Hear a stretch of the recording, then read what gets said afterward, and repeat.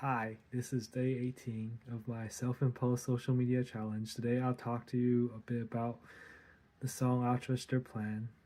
The song is exactly what it sounds like. It's about trusting God with the biggest decisions in your life, whether that would be marriage, whether you feel like you're being called somewhere, or to start in a ministry. It's about placing trust in God's plan and believing that His love is greater than any other love that you can get from another person.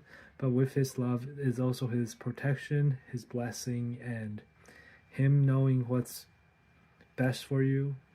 And it also talks about how God's plan is something that happens that He puts in motion way before that we were born. Like way before Jesus was on the cross, God was already planning for that day that He would sacrifice His Son for our forgiveness.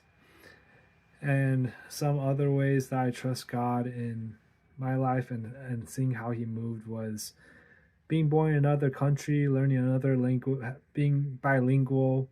It set me up to learn different languages, and I've honestly been an outsider for most of my life.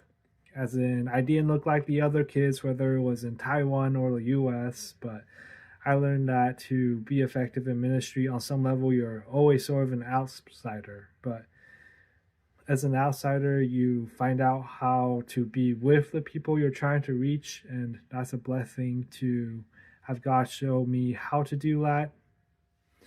Another thing that God prepared me for was, I would say, is the ministry I participate in when I'm playing music. I was a musician before I was a Christian, and there's a whole story about how I was just pulled into jazz choir, and that was my first experience singing while in middle school while having not ever signed up for jazz choir, thinking that singing was a girly thing, and not recognizing how much of a source of joy, how much people I could be reaching with my music. It's incredible when you choose to trust God's plan.